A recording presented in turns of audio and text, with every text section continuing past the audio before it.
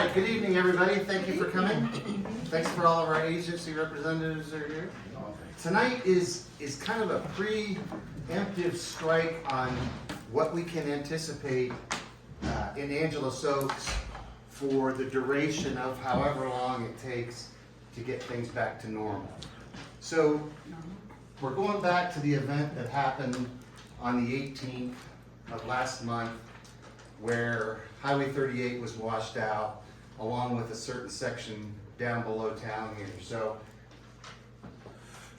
we're kind of unknown on what that's going to look like, and there were multiple other agencies that were invited, and unfortunately Caltrans is one of them that is not coming tonight.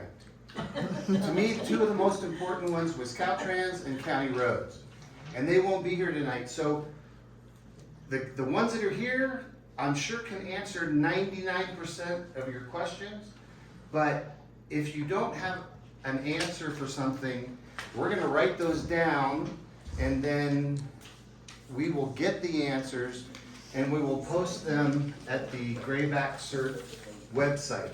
So we won't be having another meeting at this point. We'll just get the question answered and post it, and that's where you can find it. So up to the right here, I have, these are the agencies that are here tonight. San Bernardino County Fire, San Bernardino County Sheriff Department, the Highway Patrol, San Bernardino OES, and CAL FIRE. So basically what they're kind of tasked with is to give you an idea what changed on that day of the event and what it's going to look like over maybe the next year as far as what changes that's going to make for Angelus Oaks, jurisdiction-wise, response times, all of those type things. I would suggest that if you have questions, let's try to hold them till the end, because sometimes, you know, multiple agencies can answer a question better, and if you ask a question, somebody else may answer it in their talk. So let's just hold the questions till the end. I'm sure we'll have time to get everybody's input. So I'm going to go ahead and start with County Fire.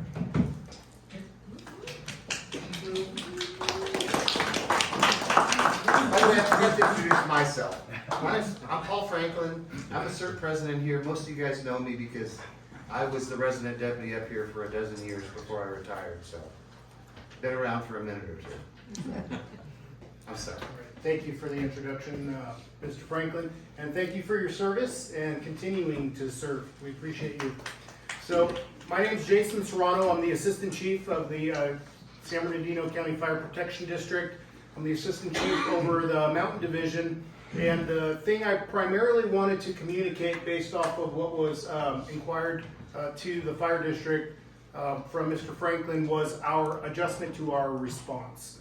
And so we just would like you to know that fear not in terms of us being able to provide you help to those areas that have been cut off that are north of this location where it was washed out, based on intel from our local asset, Rob Follett, for gathering intel and helping us figure that out. We've made adjustments into our computer aided dispatch system, adjusting the boundaries. And so east, going from west to east, what we've done is we drew a line that moved the boundary just below Pinezanita. And so what that did for us is, and then going from north to south on the eastern side, right at Cedar Falls Road, we moved the boundary there too. What that did for us is adjusted our computer-aided dispatch system to pull the closest and most appropriate resource from Big Bear.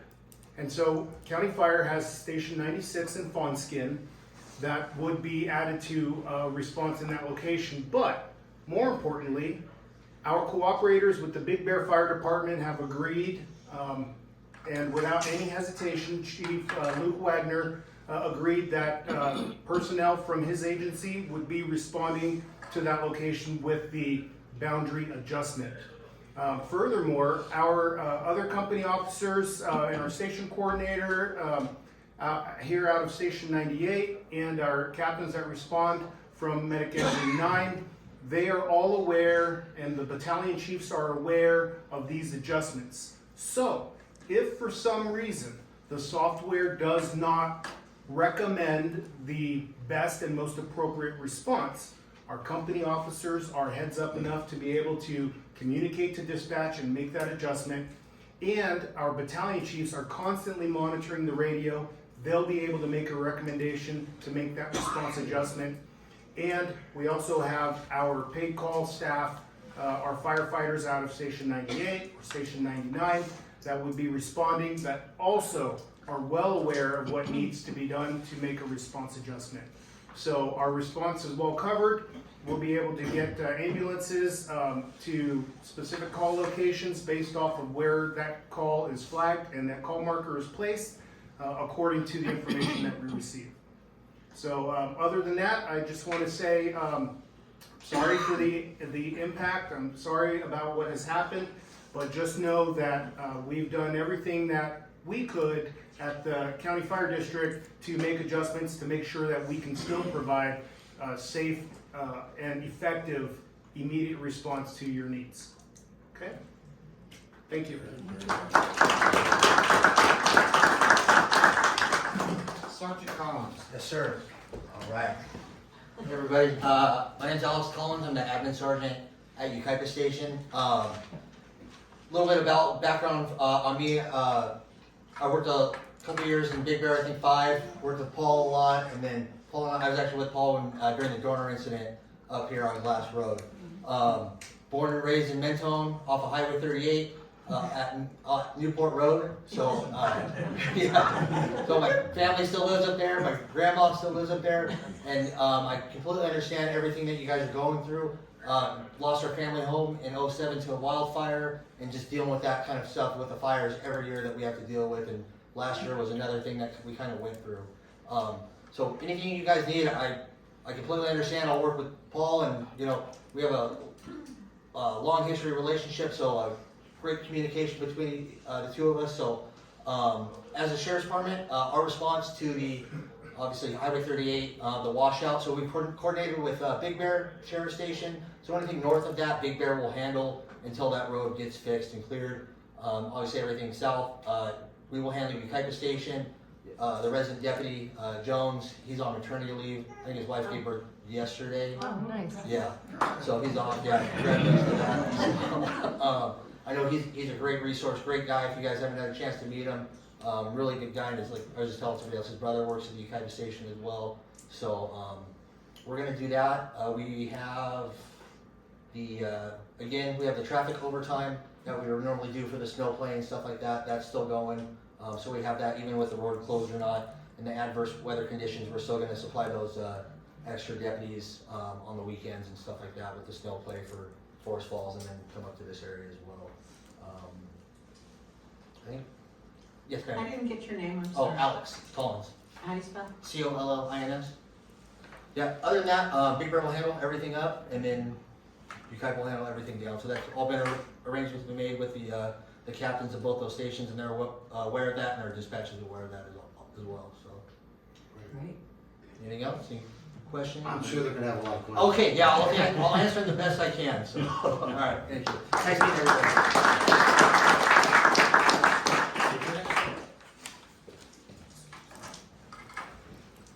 Good evening, everyone. Lieutenant Isaiah Key, I'm the Arrowhead CHP commander. Thank you for inviting me. Of course, I share the same sentiments. Sorry to see you guys experience this.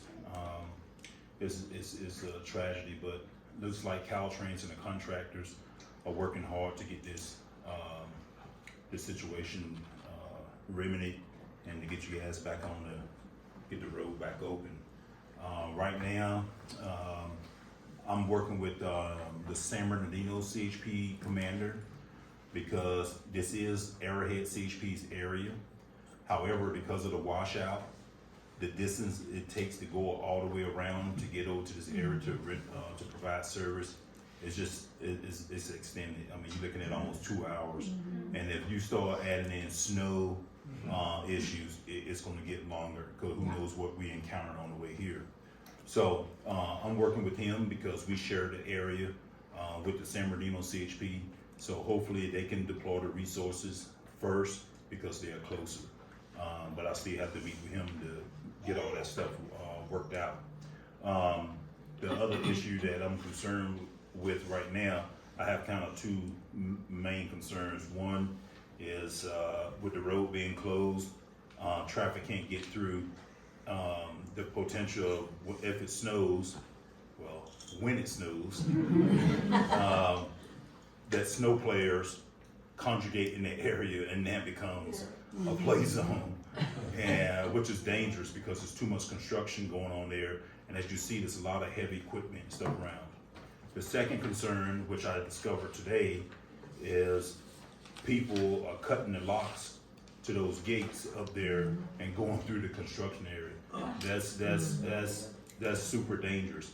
And we was concerned about that in the beginning when they took away the CHP resources and decided to put a fence around an area with the hope that people wouldn't go through. So, and also we discovered in another meeting I was in that people are also destroying the U.S. forestry gates.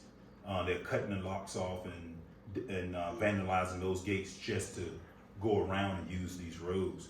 And unfortunately, some of these roads, of course, they're not approved, and if you don't have the right vehicle, you get stuck and stranded, and that poses another problem. So right now, there's just different things that come about, information that's flowing in, and so I have to kind of filter this information to see, okay, what can I do as the commander to make sure we have resources to deploy to make sure the people are safe when they're traveling on the roads. So that's where I am right now, and these are the things that I'm addressing. I'm pretty sure that as we go on tonight, you guys will ask questions that maybe open my eyes up to some other issues. But right now, those are the issues that I'm looking at addressing. So, Great. Thank you. Okay, thank you.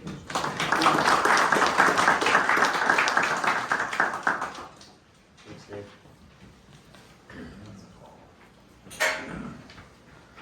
I'm David Davis with San Bernardino County OES. I've been up here for floods, mudslides, snow, fires, anything. Oh, power outages too. Don't forget the free. But it's tough up here for you folks. I mean, like I said, I've been up here every time afterwards. Here you go. Here's trash bags for this. Here's some food for that. Yeah. So no, I've been up here with you guys, all of it. And as I said, I've had some really long time relationships with a couple of people here for a long time. And we worked shoulder to shoulder some of the worst disasters. Ones that I kept pictures because they're really good stories, where you have a mudslide and a flood and a hailstorm and a vegetation fire. No one believes that happens until you see this guy buzzing by going, run, run, run. No, get in your car and drive. And we have a mudslide just come down and take out a mountain. So we've seen a lot here. With OES, like I said, our job is to coordinate. Okay, we coordinate the information, we push out the information. We give out, these are out here, so you can hit the QR codes and get these on your phones. This will give out a lot of information. You can look at it as we update. As soon as we're gonna get the information, you're gonna get the information. So we're gonna vet it, make sure it's right, make sure it's not someone just having a good time or trying to play with you guys or just get out false information. We're gonna vet the information, push it out to you. So like our job is to help evacuate, set up evacuation shelters, make sure you are taken care of if you have to get down the mountain. So it's all about info and getting ahead. We don't go into the fires or anything else, I don't anymore, and they all do. So we're the coordination agency, they're all the first responders. So I'll be here for more questions afterwards. Thank you.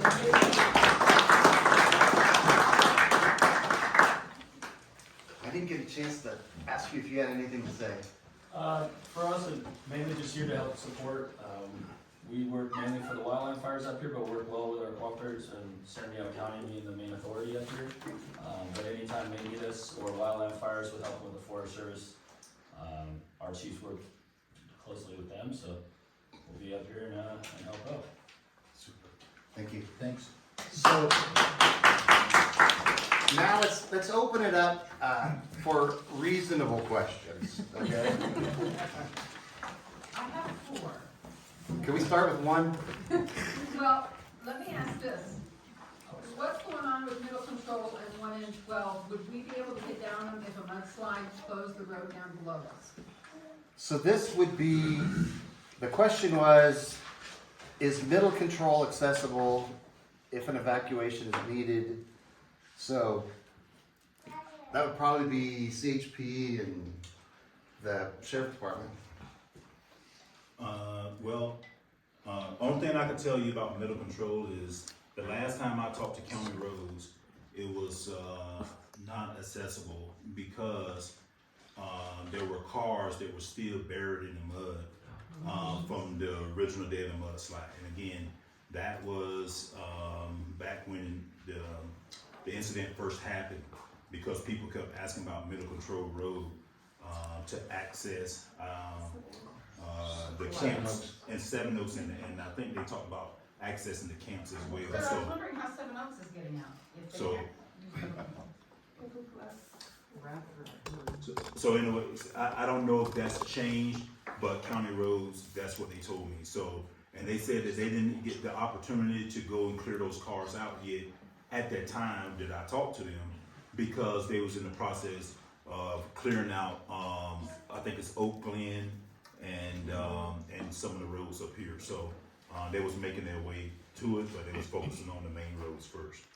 Can you please forward the question then to county roads and ask them about if 1 and 12 is gonna be a decent road to use? 1 and 12 is Forest Service, it's not county. Rob, would you address what you did with me earlier about north side still closed, so on and so forth? Sure.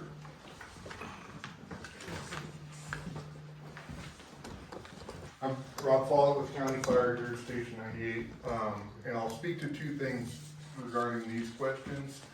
One of them is, I went the long way around, which everyone's having to do right now. I know residents from Seven Oaks are having to go all the way through Big Bear and come all the way back up to get their mail and so on and so forth. So I did that exact same thing the day after the main road was clear and we got the stranded people out, and Highway 38 had 1 lane open in and out from the affected area in Barton Flats. So that day I went in and I made contact with residents in Seven Oaks, and I made contact with the camps.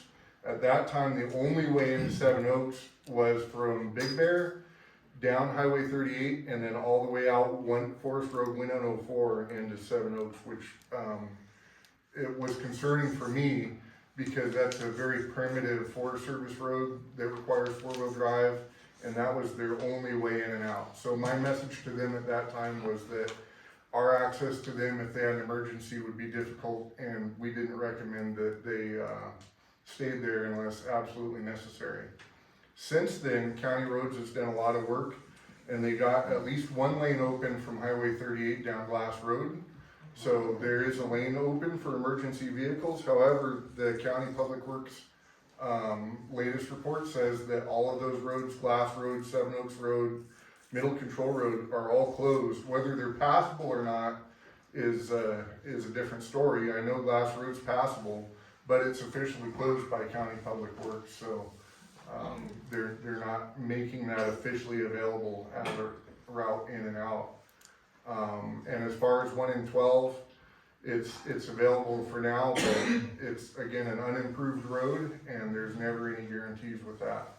So my message every time I have an audience with everyone, all our neighbors, is when you get that evacuation warning, it is serious and we need to heed it, because especially now, we only have 1 way in, 1 way out, and the best way to keep everyone safe is going to be to get everyone out of the way of any potential disasters. Does that answer the question? Does that answer it good enough? Well, do you know if Forest Service has done anything with 1 and 12? Because I know some people have come up it after, but is it only for high profile vehicles? No, it sounds like it's in good shape. Okay. But we invited the Forest Service, but they're staying home just like every other federal employee that's not necessary. No, I understand. They decided not to show up. But you have to remember, the thing about 1 in 12 is it does go right through the burn scar.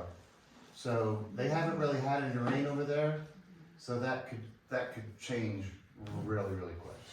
Well, I know you had used it after Right. or during the flood, but you guys have big trucks. Some of us don't have big trucks. Anything else I can answer? Stay there. Another question. Yes. Are there two slip outs? Are there two what? Are there two washouts on Highway 38? Initially, there were 6 or 7. Because I saw something that day, and I'm not sure that it's that far out at Cedar Falls. Yeah, the really bad one is mile marker 23.9, which is, Schneider Creek? Forsey Creek. Forsey Creek. Is there one closer to town? There's, Schneider Creek is the closer one, and it was impacted as well. Cold And Creek too. pretty much all the creeks coming out of the burn scar across the highway, even below town, were affected in one way or another, but Forsey Creek was the worst one that is going to be a long-term fix. Are they working on those simultaneously? Like, There has to be a way to Don't have get the it. answer for Okay. that, I'm sorry. Okay. Yes, ma'am. Do any of you gentlemen know how long the helicopters will be coming in? So, I spoke with Southern California Edison when they first implemented this plan, and just the information I was given from Southern California Edison is that they're reinforcing the power lines from Mentone all the way to Big Bear, which takes it right through our neighborhood. And, the plan was through November. Yep, through November. I got an email that said 11:15. Okay. They'd stop flying. Anything else I can help with? Any other general questions? Now's your Camps in opportunity. operation? Pardon? Are any of the camps in operation? Not that I'm aware of. Zach? Question in terms of emergency response. If everybody's coming from Big Bear, that's gonna be a long haul. Any thoughts of staging any troops closer? Like in Irwin or somewhere closer than Big Bear? Response time, I'm just thinking about that. Yeah, we don't have any substations or any facilities like that, so it would just be coming from Big Bear. But I mean, when I worked up there, a lot of the times, like, we spent a lot of time in that area with the county deputies and stuff like that, so the county deputy spends most of the time in Sugarloaf out there, Right. Irwin Lake and stuff like that, so Yeah. realistically, when we did have calls, when I was up there, Ukaipa and Big Bear, they would kind of meet at the same time, that's kind of like the halfway point. So, Okay. so if a deputy's coming from Ukaipa or Big Bear to that area, what do you think, Paul? It's probably about the same time response Yeah, I time. just thought, it's gonna be a long response Oh, time. yeah, absolutely, so, but I mean, any like major emergencies like that, we also have our aviation units and stuff like that can. And respond, in a so. weather situation, would you anticipate and stage, or staff? Oh, absolutely, like we Yeah. prepare for that, Yeah. yeah, absolutely. There's a No large more contingency of search and rescue personnel. No. So. The one thing, Randy, I think it's fair to let the community know about what you saw out at the wipeout, the little bypass. Just so, it's not for us to use, but I think that it's important that they know that there is some access there with emergency personnel. All right, so I was able to go out, over the weekend was my duty. I'm a firefighter here. And I was able to go out, with, our truck and talk to personnel out there. Riverside Construction and also Caltrans, the Caltrans on-site supervisor. So what Riverside Construction has done is put in a temporary road. They basically cut into the hillside on the upbound lane. And there is a road that is passable. In fact, Riverside is passing 4,000 gallon water tenders over it, so it's a stout road. And it exists. And what Caltrans, I made sure that they understood that I was nobody in a position to, I was not a person in command, but I wanted to ask the questions, and they said if fire needed to get through, it was possible. And they also said that they had talked, the supervisor from Riverside and the Caltrans supervisor had also talked to Deputy Jones. And, cause he was asking the same questions. And so Deputy Jones also was aware, but now he's on maternity leave, so I don't know if he's passed that up the chain of command or not. Yeah. But there is a road that's passable for emergency situations. I think that that's important that everybody know that that will never be accessible to us as the general public. But it could bring additional assets into the area if for some reason they can't get up, they can't use 1N12, it's cloudy or it's night, can't use a helicopter, people could possibly come down that way. So I thought that was important for evacuations or for assistance, that everybody know that. So, question, go ahead.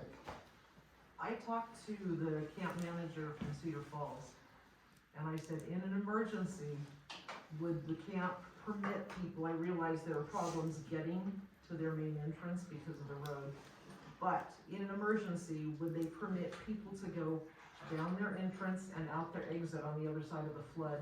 It's cut. Okay. There's no bridge there That's anymore. Horsey Creek, and it's cut. That's what he said, once it's repaired, that would be okay, but who knows how long that's gonna be. Correct. And that's where we defer to, you know, the sheriff department, the CHP. Usually the fire department says you need to do an evacuation, and then they task law enforcement with instituting that. And that's what they would do, is they would determine how are we gonna convoy people off the mountain or do whatever to get people off. And just like, you know, Rob said, the most important thing is that we have to be sensitive to those evacuation warnings and notices when they go out, because 1N12 goes through the burn scar. We know what happened in this last storm that wiped out the highway.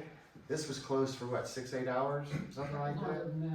Longer than that. So it could go south really quick, and then we're all just stuck here. So, yes, Karen. Well, but that's my question. I mean, Caltrans was real good about getting the road below us closed during that. And now that the road above us is definitely closed and will be for quite a while, if something happens below us, what are our options? I mean, because you're not gonna evacuate us just because a storm is coming. I mean, a storm comes a lot. You're gonna evacuate us every time a storm comes? So that's what CERT's all about, right, is being prepared. Being prepared to be trapped up here. I think that Angelus Oaks is in a more fragile position right now than it has been since I've lived on the mountain. Because there's just nowhere to go. And we've got more burn scar than we've ever had on the mountain. There's just a whole lot of things that come to play.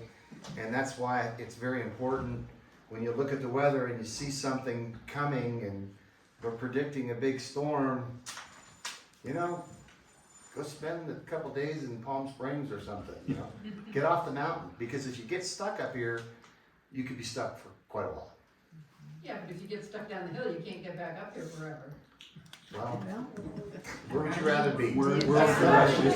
Six, seven. And if you would rather be up here, then that's fine. I mean, I completely agree with you, Karen. I would rather be at home than I would be down the hill. But, you know, there's a lot of people that the next day after an event, I don't have any food, I don't have propane, you know, my prescriptions are expired, you know. this is not the time to not be prepared. We are the new Forest Falls. Oh, Yeah, wow. I'm just saying. That's scary. That hurts. That's scary. That's harsh. So, But, It's true, right now we are. let's focus on these guys over here. Any specific questions for them? For the CHP or the sheriff, so what is the, what if people are running up and down, going through the barricades and all that, what is gonna happen? What? So the question is, what about people that are running the barricades? Right? Right. Well, of course, if we catch them, we take the appropriate enforcement action. But in these instances, based on the information I was given today, this was information from the construction company to one of the officers, so we didn't actually see him. He was just conveying the information that, hey, we have people that are coming through, they're cutting the locks because they're finding that the fences are being vandalized and people are getting through. And so, of course, like I said, if we catch them, then we can take action, but if we don't, you know, there's really nothing we can do. Yes, ma'am. As a community, besides preparing for the unexpected, what can we do to help you guys? Other than staying away from the locked areas and other stuff. Heat evacuations. Be prepared for emergencies that could happen and that could keep you stuck or trapped. And evacuate and leave the area when it's recommended. Is that all? Pretty much. Do we have any kind of an emergency set up here like they do in Forest Falls for food and stuff like that? I'm not aware of anything like that, but. A little bit. But again, the purpose of an emergency food cache is for people that are probably stuck on the road, not for the community. You guys have a big house that you can store things in. You can keep the extra food, the extra blankets, the firewood, whatever it takes. CERT, our emphasis is those people that get stuck here that don't have that opportunity to have prepared.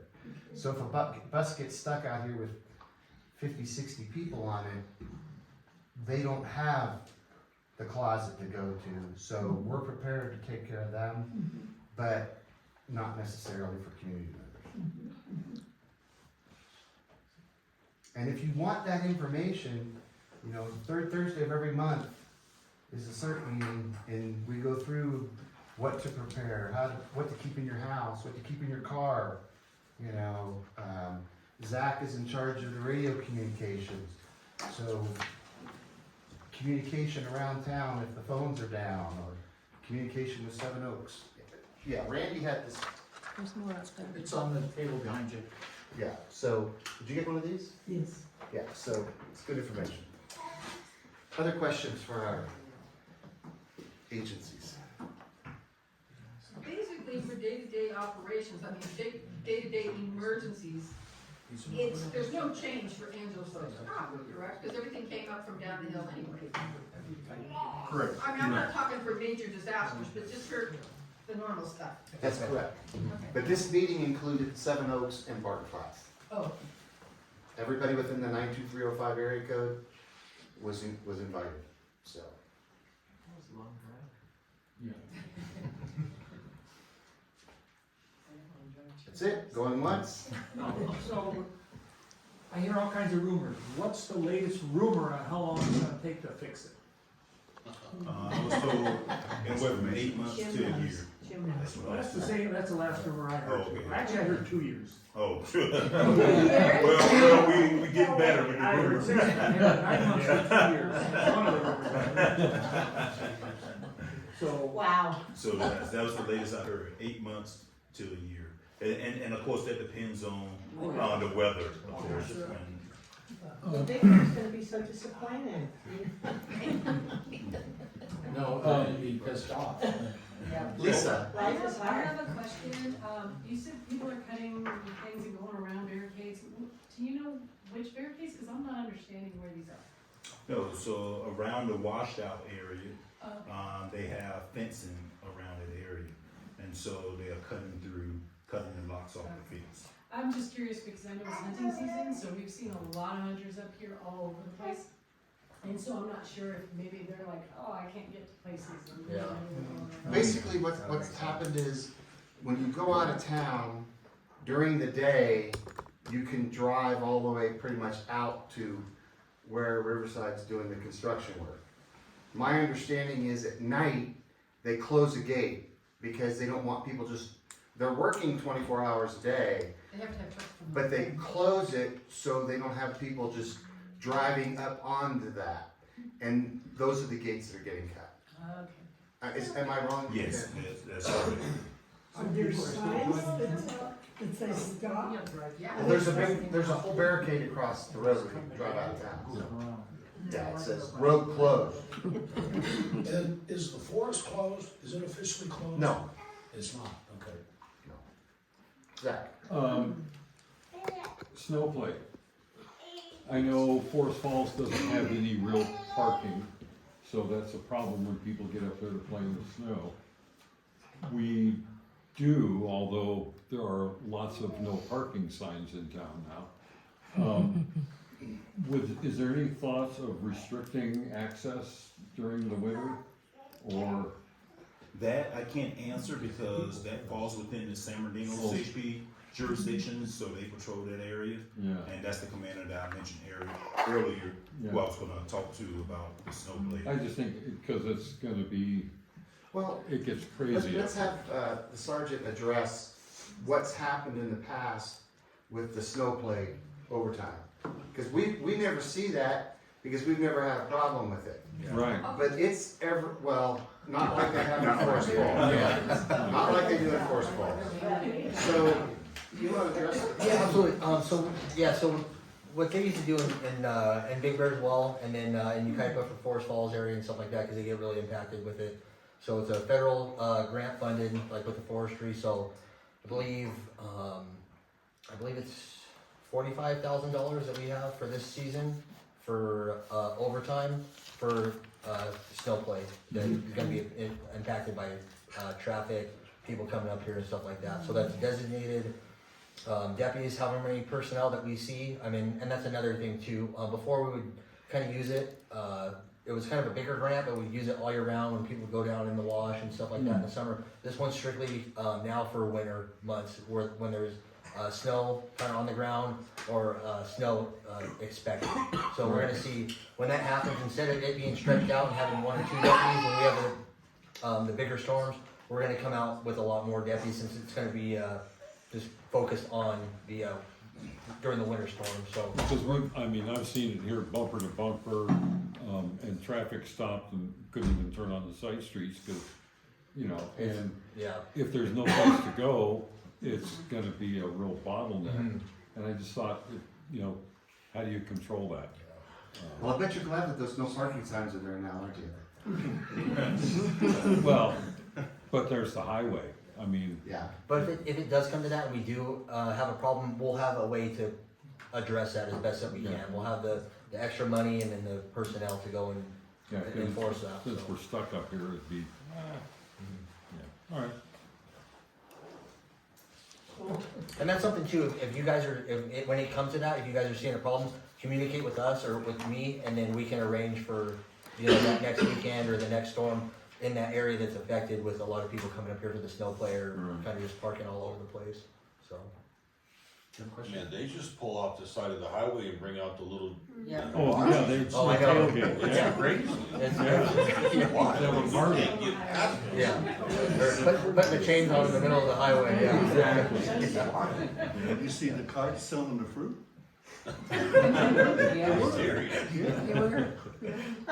It's not bad.